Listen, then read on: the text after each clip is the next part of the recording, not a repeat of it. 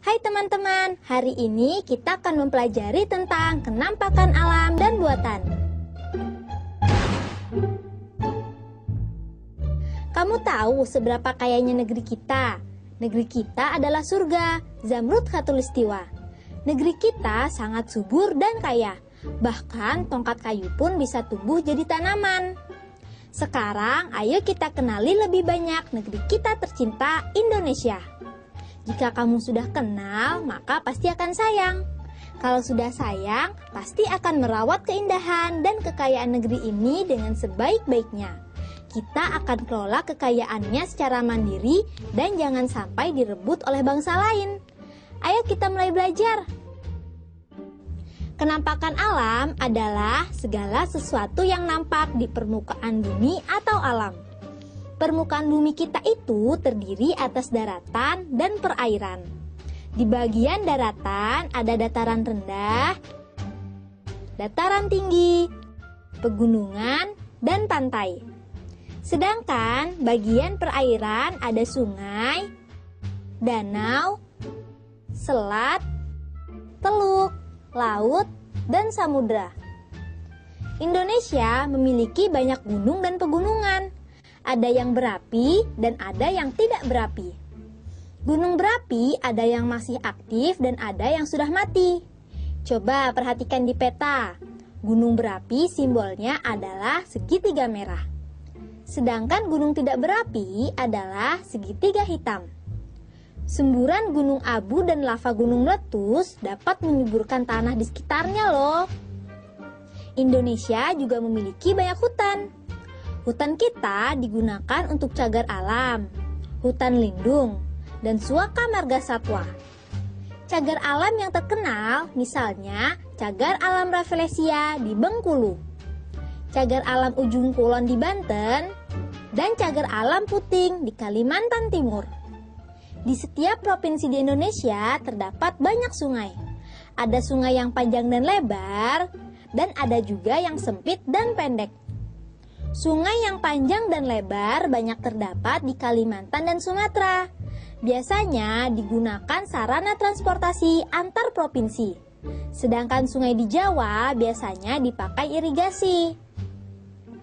Tahukah kalian sungai apa yang terpanjang di Indonesia? Sungai terpanjang di Indonesia adalah Sungai Kapuas di Kalimantan Barat. Selain sungai, Indonesia juga memiliki banyak danau. Ada dua jenis danau, danau alami dan buatan. Danau alami terjadi karena peristiwa alam, yaitu patahan di permukaan bumi. Misalnya seperti yang terjadi pada Danau Toba di Sumatera. Sedangkan danau buatan biasa disebut waduk, dibuat dengan cara membendung aliran sungai. Misalnya Waduk Gajah Mungkur di Wonogiri, Jawa Tengah. Jika kalian memperhatikan peta, ada kenampakan alam berupa selat. Tahukah kalian apa itu selat? Selat adalah perairan sempit di antara dua pulau yang saling berdekatan. Di Indonesia ada banyak selat, misalnya Selat Malaka, Selat Berhala, dan Selat Mentawai di Sumatera. Selain selat, ada juga teluk. Teluk adalah bagian laut yang menyempit dan masuk ke daratan. Misalnya Teluk Cendrawasih dan Teluk Berau di Papua. Selain selat dan teluk juga ada tanjung. Apakah ada yang tahu apa itu tanjung? Tanjung adalah bagian daratan yang menjorok ke laut. Misalnya Tanjung Lumut di Sumatera Selatan. Kenampakan alam selanjutnya ialah daratan.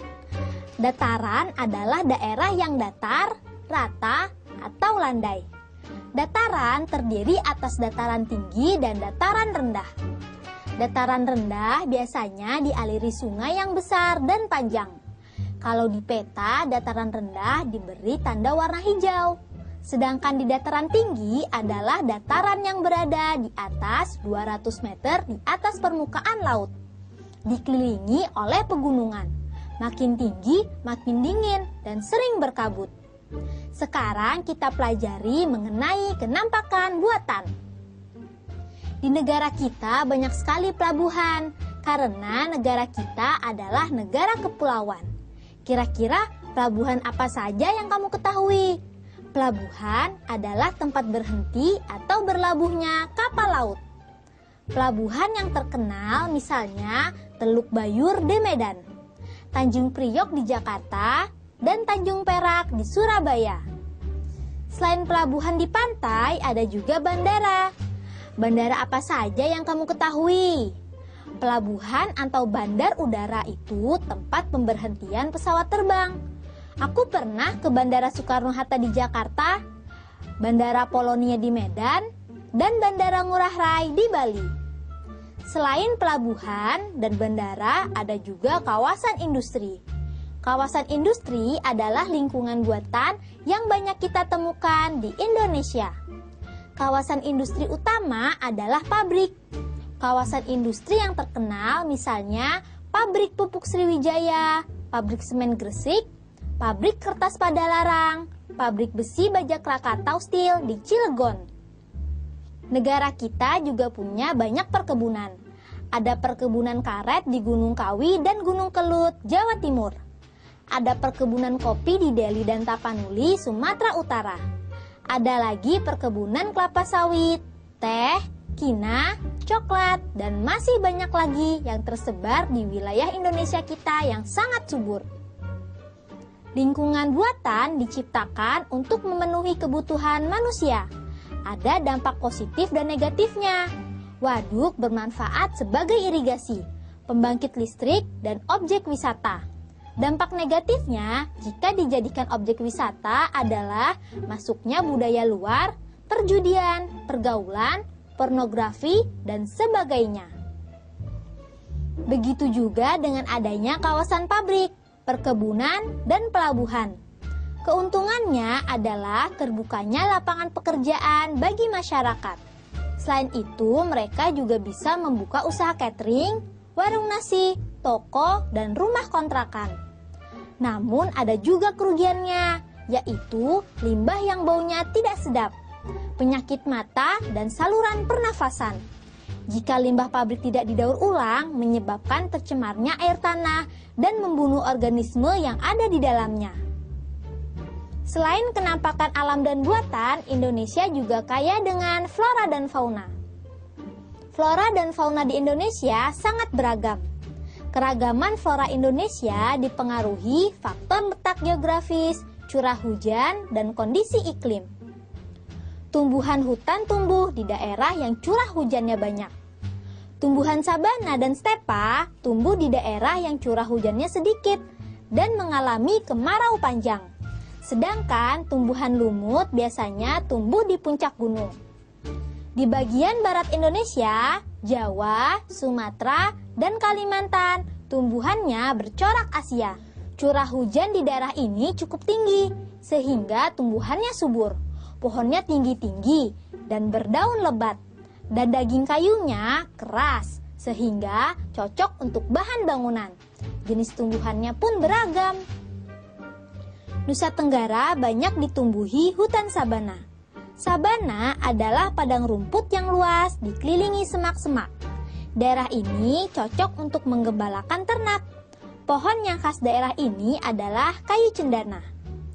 Di Sulawesi, Maluku, dan Papua terdapat hutan lebar, baik hutan homogen maupun hutan heterogen. Di Papua, hutan masih luas dan segala tumbuhan ada. Hutan homogen di Sulawesi, misalnya cengkeh dan kelapa. Di Maluku, cengkih dan pala. Selain itu, Indonesia memiliki daerah rawa di dekat pantai yang ditumbuhi hutan bakau. Selain flora, negeri kita memiliki ragam jenis fauna. Indonesia terletak di antara dua benua. Jadi, faunanya pun memiliki kesamaan dengan fauna dari benua Asia dan Australia. Fauna Indonesia dikelompokkan menjadi fauna asli Indonesia, Asia, Australia, dan fauna peralihan. Apa saja sih fauna asli Indonesia? Kita punya komodo yang terdapat di Pulau Komodo Flores. Ada juga anoa di Sulawesi dan babi rusa di Sulawesi Utara. Fauna jenis Asia terdapat di Jawa, Sumatera, Kalimantan, dan Bali. Ada hewan mamalia seperti gajah, badak, banteng, harimau, beruang, dan orang-utan. Selain mamalia, ada juga bangsa burung seperti jalak dan perkutut. Sedangkan contoh fauna Australia diantaranya binatang berkantung seperti kanguru dan kuskus, kasuari, dan cendrawasih. Fauna jenis ini terdapat di Maluku dan Papua. Nah, kalau fauna peralihan terdapat di Sulawesi dan Nusa Tenggara. Di sana ada rusa, kakak tua berjambul, kerbau gunung, burung maleo, rangkong, kuskus, dan monyet hitam. Wah, kaya sekali ya negeri kita Indonesia. Indonesia memang negara yang hebat.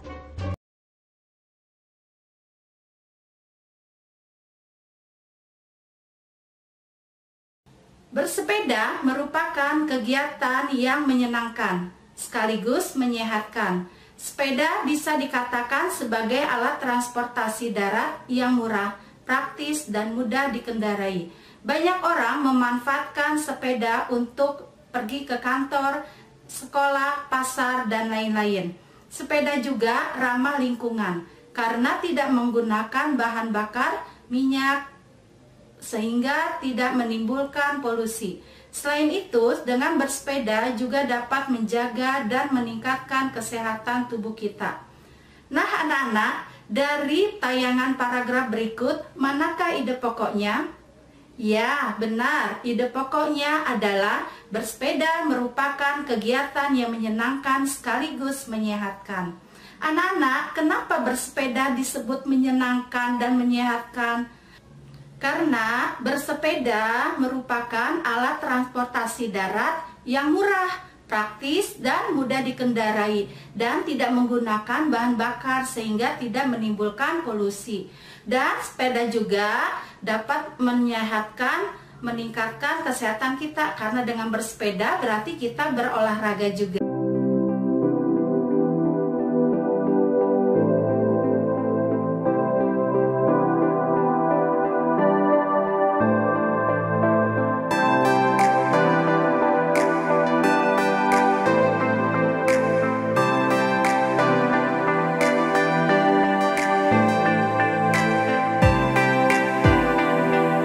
Yang akan kita gunakan yang pertama adalah apa?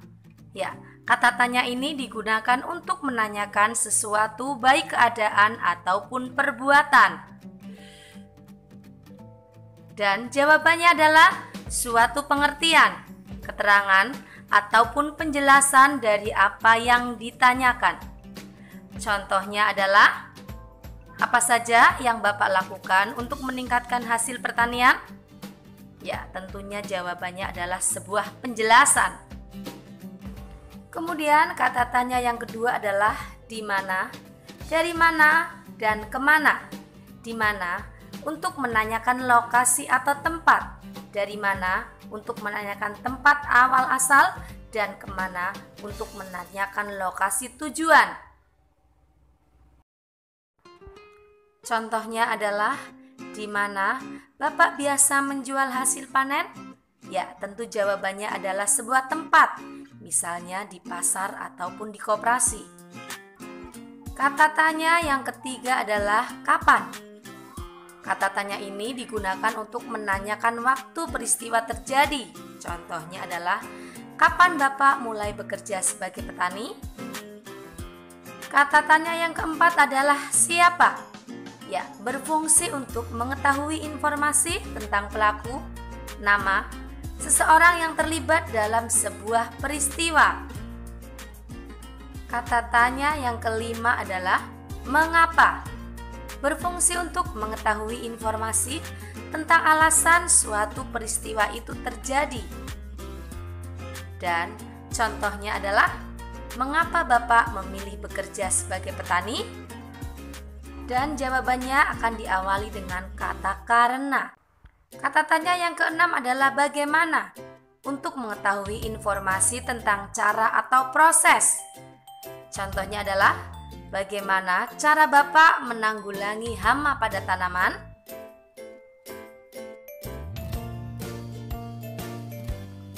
Adik-adik, itulah 6 kata tanya yang bisa kalian gunakan untuk membuat daftar pertanyaan dalam proses wawancara. Dan untuk mengingatnya adalah kalian bisa mengingat kata adik Simba. A. Untuk kata apa? Di mana? K. Kapan? C. Siapa? M. Mengapa? Dan B. Bagaimana?